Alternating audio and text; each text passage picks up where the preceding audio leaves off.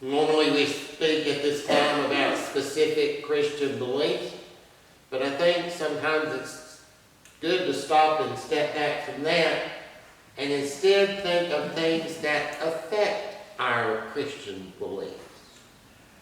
Now, each one of us in here has certain religious beliefs. We have a certain view of Christianity, and I think it's a safe bet that no two of us' beliefs are alike.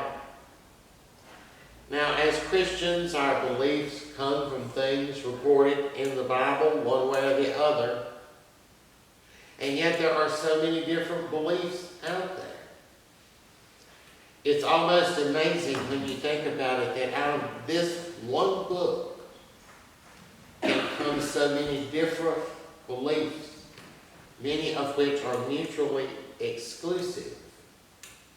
In fact, there is not just one religion that came out of this book called Christianity. There are many different ones. And they are really different religions. And they can't all be right because many of their beliefs are mutually exclusive. If you take this belief instead of this belief, you are in essence saying this belief is wrong. So how can people take one single book and come up with so many different contradictory beliefs? It's very simple, really. Christian beliefs are not lined out in the Bible. As I've tried to emphasize in here before, Christian beliefs are derived from interpreting things the Bible says. Interpreting the Bible is a subjective process. That means it is a personal thing that depends on the individual. No two people will read or hear anything from the Bible the same way. The reason for that is that we do not read from a blank slate. When we hear or read the Bible, it interacts with our own unique personal context. And that's what I'd like for us to think about today. Now, everything in our lives, every person, everything, or anything, especially our belief systems, are fundamentally constructed by what some people would call stories. Now, I'm not talking about stories in the sense of something we made up. I'm not talking about that kind of story. I'm talking about a story as the history of our background with that thing or that person. Everything in our lives has a story, a history, a background behind it. It is that background that gives that thing, object, person, idea, or whatever, its own unique meaning to us. That's what I mean by story. And I'm going to use an example to try to illustrate what I mean. Coca-Cola. Now, Coke has a story behind it for me. Much of it involves my grandmother. Grandparents are usually more permissive than parents, and my grandmother was. Now, when I was a child, my mother would limit the amount of Coke she allowed me to drink. My grandmother did not, though. She bought Coke in the 16-ounce glass bottles. That's before you could get the big 2 liters. The 16-ounce glass bottles was the biggest you could get back then, and that's what she got. And I could have as many as I want. She even let me drink one with breakfast. And that was something my mother never would have agreed to. But I could do it at that. Now, another part of my story with Coke involves one of my cousins. My father was number 9 of number 10 children, and I had cousins that were a lot older than I was. And one time, one of my cousins became an RC delivery driver. And my mother figured out she could buy RC direct from him really cheap, and so she did for a little while. None of us could stand it. We all wanted Coke. It had to be be Coke. Another part of my story with Coke goes back years ago when they changed it. They were doing back in the late 70s taste tests between Coke and Pepsi. And they would set up a booth and you'd sit down there and you could get a glass of this, glass of that, and they'd tell you what was, you'd say what you liked better. And it just happened that when I was at Chapel Hill, they had one of those set up one day. So I stood in line and I sat down there and did the taste test. And of course, I could tell the difference between Coke and Pepsi, and I knew which one was Coke, so I said I liked the Coke better. But the Coke executives apparently thought most people liked Pepsi better, so they changed the taste of Coke to be more like Pepsi. A firestorm broke out, and they soon went back to the original. Now, another part of my story involves Diet Coke. At some point, I don't remember when, we changed to Diet Coke. And that was an adjustment. Now, though, I've been drinking Diet Coke for so many years that when I have what I call a real Coke, it tastes like sugar water. Another part of my story involves decaffeinated Coke. Wanda's parents drank decaffeinated Coke. And when you only drink it once or twice a week, like we used to do back then with them, you can sort of stand it. But then Wanda and I decided we didn't need as much caffeine, so we started getting decaffeinated Coke. And after a couple of weeks, we were sick of it. And I can still remember one day when I left to go to the grocery store, Wanda said, "Get Diet Coke with caffeine." So, and then my story with Coke involves artificial sweeteners. I don't pay much attention to medical tests that come out all the time saying this is bad for you, this is bad for you, whatever, because I figure next year they'll come out with something that says the very opposite. So I just ignore stuff like that. But we did get concerned about artificial sweeteners, so we decided to cut back. I went from drinking Coke at every lunch and supper to drinking water. And I'll tell you, that was a big adjustment. Food did not taste the same drinking water rather than Coke. It took me forever to get used to it, but I finally did. And now I drink water with my meal. My story with Coke fans out to tea. I've never liked tea. When everybody else would order tea, I ordered Coke. My story fans out to ice cream. I never liked it when they put a scoop of ice cream in the Coke. And I never liked it when people used to drop peanuts down in the Coke bottle, and I never could stand that.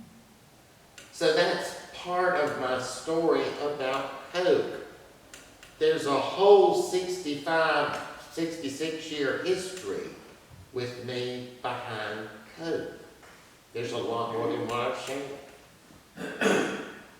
And your background with Coke is completely different than mine. Maybe you drank Pepsi growing up. Maybe you didn't like Coke. I don't know. The point is that each one of us sees Coke in relation to our own personal history and personal story behind it. And my story about Coke is not only about me, it also fans out to other people. Like my grandmother, my mother, my cousin, the people who decided to change the formula. It fans out in all different directions. And so it involves a lot of things.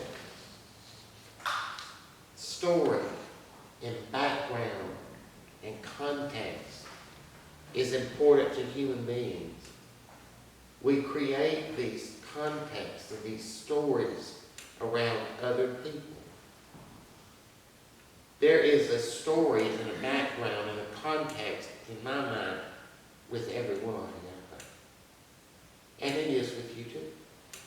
Some of y'all have known me for years and years and years and years and years. Some of you have known me for a few years. Our stories are learned through our experiences.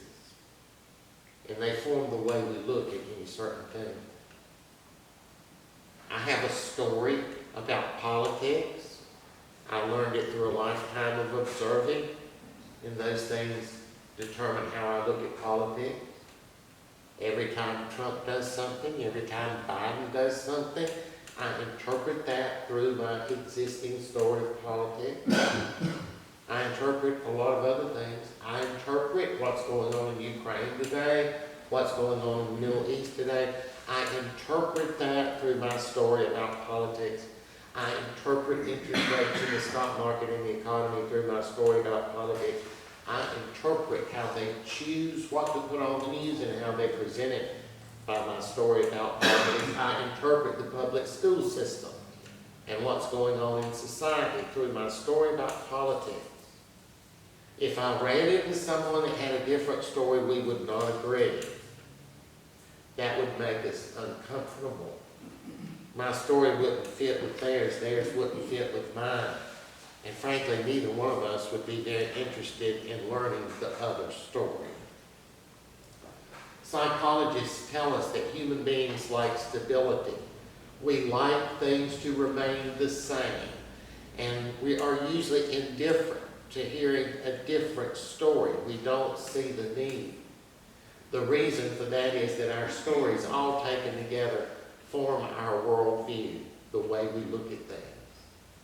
Each one of us has a worldview. It's the way we interpret everything. And if our stories start to change, that falls apart. Now, the reason I've spent so much time talking about this is because each one of us has our own story about Christianity. It's a story we have learned to develop throughout our lifetime, little by little. It probably starts with our parents, how our parents viewed religion, where we were taken to church as children, how our close family members viewed religion. It goes on to the people we met at the church we attended or the churches we attended. It goes on to the different ministers those churches had, the Sunday school teachers, the different people that were involved there, the things we heard at those churches. It includes the kind of religion we heard about at school. When I was in the first grade, that was about the time Fiverr and PPG were opening here, and it was about the time when people were first beginning to move in this area from other places. And this girl joined our class in the middle of first grade, and she was Catholic. And that was unheard of back then. And I remember people whispering, she's Catholic. Yeah, that was unheard of back then. So our story about religion depends on how we grew up, where we grew up. It includes the experiences we had in our life. The experience of me coming into contact with the roommate at Chapel Hill, whose father and grandfather had drowned at Myrtle Beach, was the beginning of a process that made me look at religion completely different. That was a turning point in my religious experience. Our story about religion includes the prominent people in societal religion. For people of our generations, that would include people like Billy Graham, Pat Robertson, Jared Falwell, Jim Baker, and PTL. Our story includes what went on in Christianity during our lifetime. One of the big things that went on during our lifetimes was the charismatic movement. There was hardly a church anywhere that wasn't touched by that, including the one we went to. It includes the religious right of the 1980s, the moral majority. Remember the moral majority? The rise of televangelists. And one of the most dramatic things within the past 25 to 30 years is the shift of the leadership within the mainline denominations away from traditional Christian beliefs. It was the jettisoning of traditional Christian beliefs by the mainline denomination. Then another thing is the churches losing members, scaling back or closing. And then at the same time, what we had was the rise of what are called stage performance churches, with the video screens and light shows and smoke generators. So stop and think for a minute. What's your story about Christianity? Think back over the years. What in your past formed the beliefs you have today?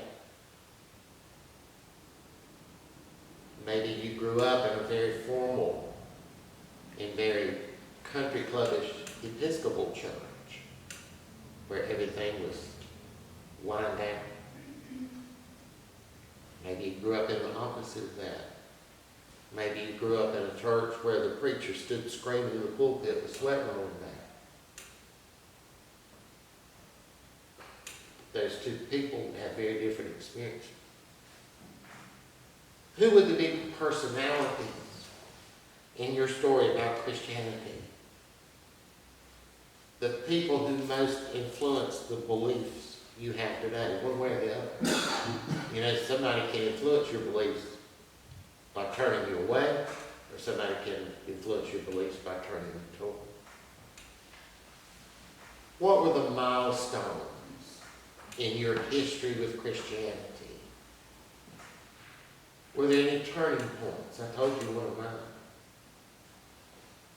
What were the experiences in your life that most influenced your beliefs? What were the churches, the ministers, the Sunday school teachers that most influenced your beliefs? What is the story behind where you are now in regard to Christianity? What path did you take to get to where you are? You know, when you get to be the age many of us are, you've lived so much of your life, you have much more behind you than you will have ahead of you. When you get to be our age, you have largely walked the path of life. Most of your life experiences are behind you. And looking back, thinking about your Christian faith, what led you to the beliefs you have today? It will be different from each one of us. And that is your individual path that you trod on your way to where you are today. No two people will have that same path. Each of us walked a unique path. That's why people have such wildly divergent beliefs about Christianity. That's why they can take one Bible and come up with so many different religions from that one Bible. In the final analysis, religion is not a group thing. It's an individual thing. We may think of religion as a group thing because we think of religion as coming to church. And that is important. And that is a group thing. But in the end, religion is something from our heart with God. It is a personal connection with God in our heart. And no two people will have that in the same way. Each person's view of religion is dependent on their own unique story about religion. And it changes. Now I'm going to read you the parable of the prodigal son. If you're wondering what the word prodigal means, in this context it means wasteful. And so this is the parable of the wasteful son. And listen very carefully to this. A certain man had 2 sons. The younger of them said to his father, "Father, give me the portion of goods that falls to me." So the father divided to his sons his livelihood.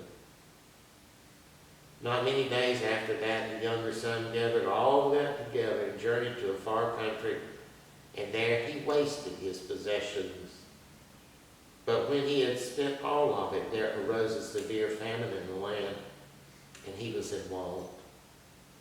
So he went and joined himself to a citizen who sent him to the fields to feed the swine. He would have gladly filled his stomach with the carob pods that the swine ate, but no one gave him anything. And then he came to himself and he said, "How many of my father's hired servants have bread enough to spare, and I perish with hunger? I will rise and go to my father, and I will say to him, Father, I have sinned against heaven and before you.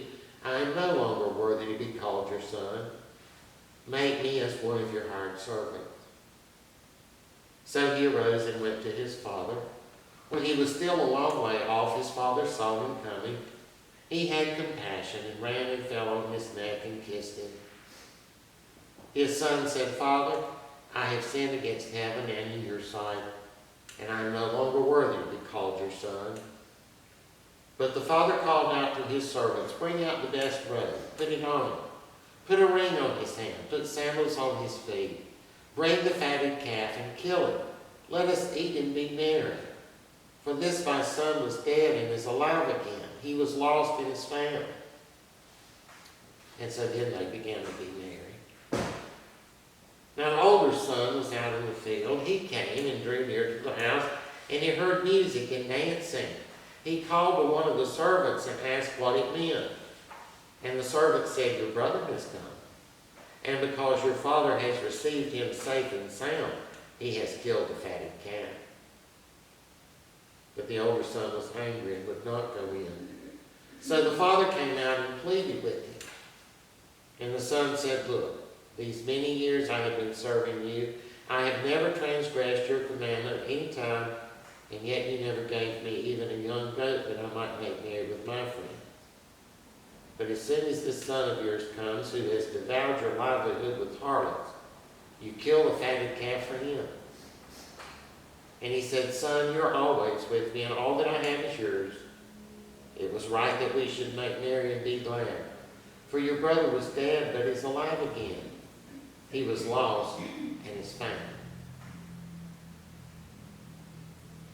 If you paid attention as I read that, you formed a picture in your mind about what happened. You imagined it happening. No two of you imagined it the same way. No two of you imagined the people looking the same. No two of you imagined their gestures the same. No two of you imagined the tone of their voice the same. No two of you imagined the expressions on their faces the same. It was one parable, but every one of us heard it in our own unique way. It was unique to just you. Now I hope that you will spend some time this week thinking of the images this parable brought to your mind. And think, why that and not something else? If you reflect on that, you will discover your story behind Christianity. And I think that's something that is essential for us to do. As we get older, hopefully with our faith, we begin to tie loose ends together. We begin to see our faith in the whole picture. And we begin to understand our lives, our entire lives, in a whole, and see it all as a whole. And maybe as we get older, we allow ourselves the luxury of being able to say, I wonder if that's what this has been. And I've just never considered it before. So I hope this week you will go home and at some point you will remember the images that you had when I read the parable of the wasted man. Think back on why those images and try to discover your own unique story.